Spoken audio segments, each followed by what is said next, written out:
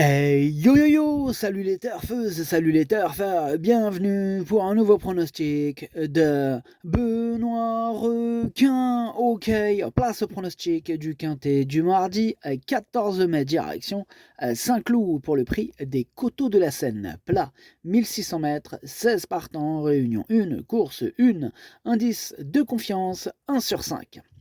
Petit retour sur le quintet à l'envers de ce dimanche, il y a eu du trouble fait à l'arrivée. Cette vidéo, je la tourne avant l'arrivée du quintet de ce lundi et je reviendrai dessus demain. Ok, c'est parti, on commence le pronostic et on commence avec le numéro 1, Opalus Road, et on écoute Jean-Marie Béguinier.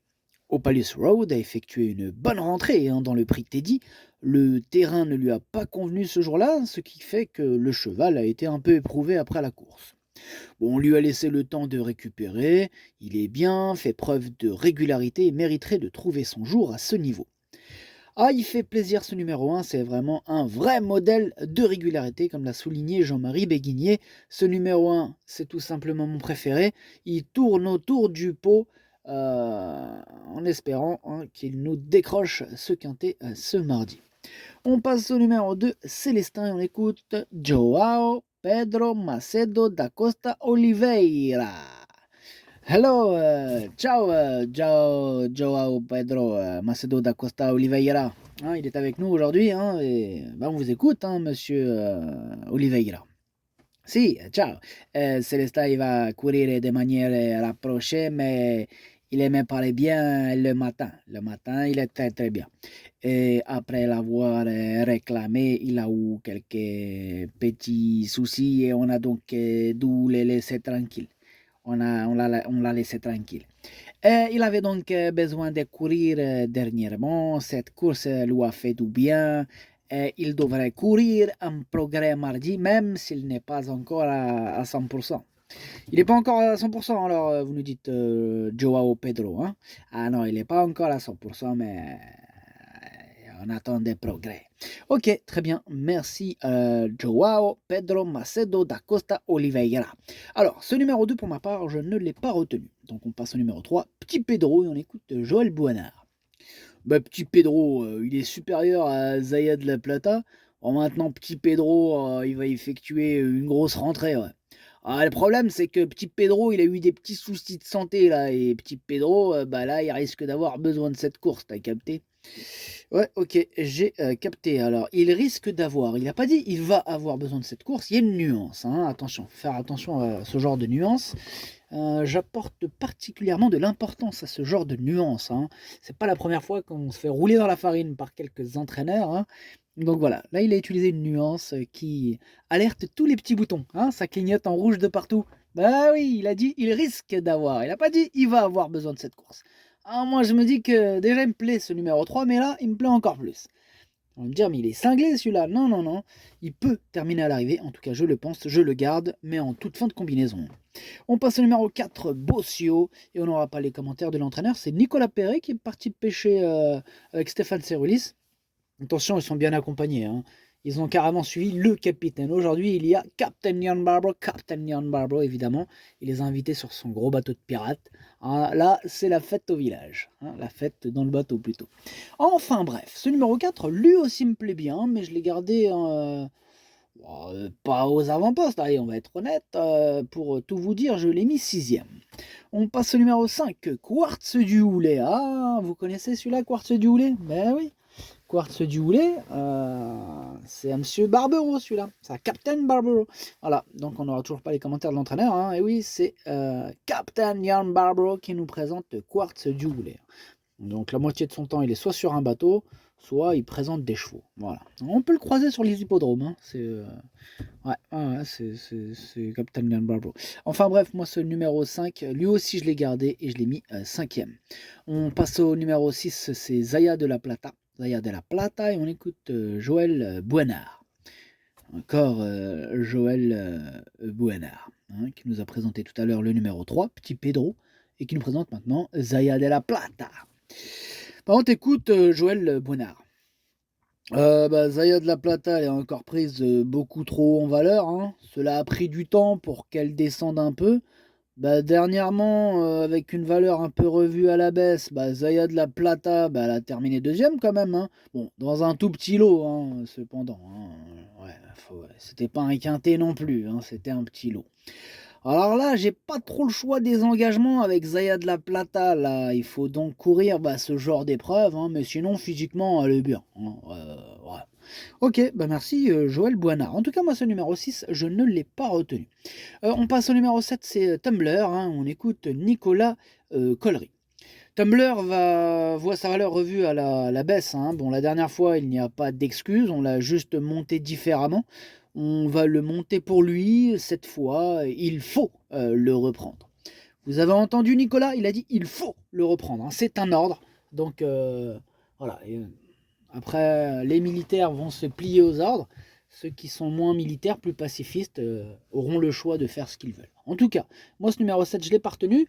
Mais bon, hein, c'est quand même un capitaine. Ah oui, c'est lui le chef et le capitaine de ma petite liste des possibles casseurs de tickets repères. Attention.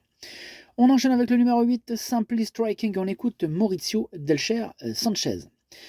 Simply Striking, il vient de participer à sa deuxième course de l'année, hein, se montrant un peu plus performant. Il retrouve la forme à partir de maintenant et sa valeur a été revue un peu à la baisse, hein, ce qui peut l'aider. Comment dirais-je, si la piste continue de sécher, il peut avoir une chance. Maintenant, si la piste s'assouplit à nouveau, car la météo est incertaine, cela sera moins évident. Donc vous avez entendu Maurizio Delcher Sanchez, il est très inquiet par rapport à la météo, donc paramètre à surveiller avec Simply Striking, hein, que j'ai pas retenu, mais qui est en plein milieu de ma petite liste des possibles troubles faits.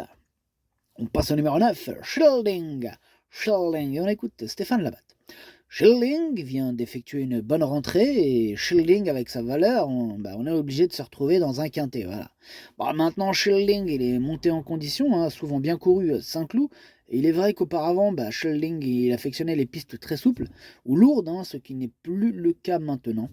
Alors difficile de dire si Schilding peut s'imposer, mais une place reste possible.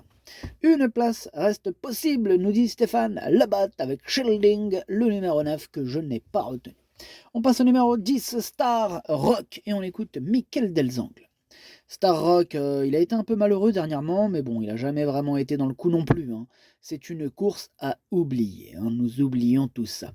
Bon, là, il a montré auparavant sa compétitivité à ce niveau, et il mérite d'être repris, d'autant qu'il sera aidé par le bon terrain s'il ne peut pas d'ici là, hein. Voilà. Merci, Michael Delzangle. Ce numéro 10, moi, il me plaît bien. Ah, enfin, parce que là, depuis tout à l'heure, on écarte. Il va falloir commencer à retenir. Moi, ce numéro 10, il me plaît bien. Comme je vous ai dit, j'y crois, hein. Je pense qu'il peut en faire souffrir plus d'un sur sa route et je le mets 4e. On passe au numéro 11, Marzouk, et on écoute Michael Delzangle. Marzouk. Marzouk, il a été un petit peu désemparé, hein, pour sa première participation à un quintet. Ah ouais, dernièrement, là, Marzouk, je ne savais pas où est-ce qu'il était, Marzouk. Marzouk, cours, je lui disais, Marzouk, tu vas courir, Marzouk. Il était là, Marzouk, il regardait à gauche, à droite. Marzouk, voilà, du grand Marzouk qui nous a fait. Bon, bref, tout ça pour vous dire que là, il a besoin d'apprendre son métier, hein. Il a besoin de s'aguerrir, hein, ce niveau de compétition, vous comprenez? Je comprends parfaitement, monsieur Delzangle. Merci beaucoup, hein, pour votre commentaire.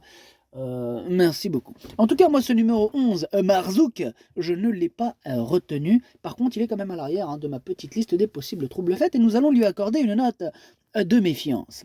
On passe au numéro 12, Cosmo Beau, et on n'aura pas les commentaires de l'entraîneur, c'est Stéphane Sirolis, comme on l'a dit tout à l'heure, il est parti avec Nicolas Perret, sous invitation spéciale du capitaine Captain Jan Barber, hein, qui les invitait sur le bateau.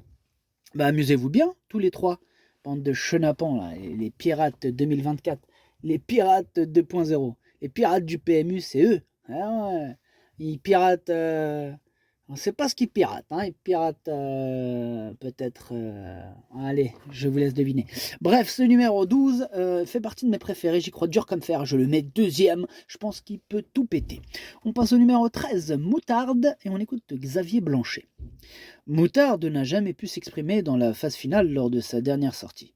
Avant ses déboires, il avait prouvé qu'il pouvait remporter un quintet en 36,5 de valeur, quelle que soit la surface qu'on lui propose. Il est toujours en forme et logiquement, j'en attends le meilleur, hein, à condition bien sûr, à condition que le déroulement de course lui soit favorable. Il se fout de notre gueule ou pas, Xavier Blanchet? À condition, évidemment, pour tout le monde, c'est une question de parcours, hein. Ah bah là, si on commence sur ce terrain-là, on n'est pas sorti de l'auberge, hein. Comme dirait l'autre, on n'est pas sorti de la berge. Enfin bref, ce numéro 13, je le garde en espérant, comme dit Monsieur Moutarde, pardon, Monsieur Blanchet, c'est Moutarde le cheval, que le numéro 13 ait un bon parcours évidemment. Moi je le garde en bout de combinaison.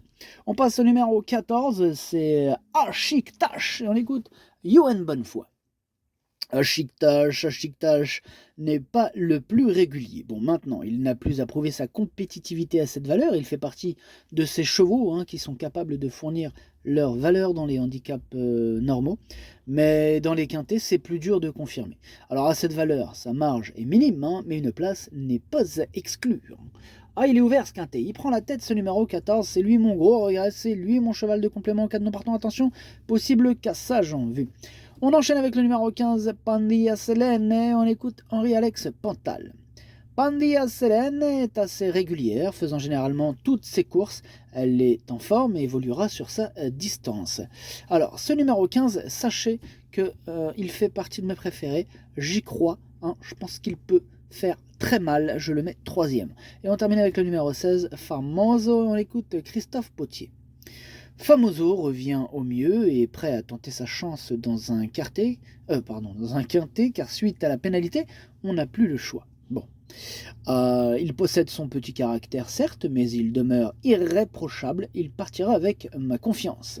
Ah, il me fait peur ce numéro 16, mais même ce quintet en lui-même, il me fait peur. C'est un regret ce numéro 16, c'est mon 2e cheval de complément en cas de non partant, attention.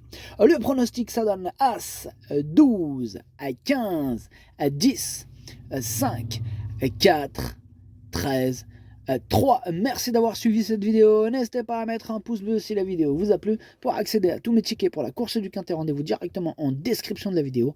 À jouer avec modération. Bonne chance. Chopez-le-moi. Ciao.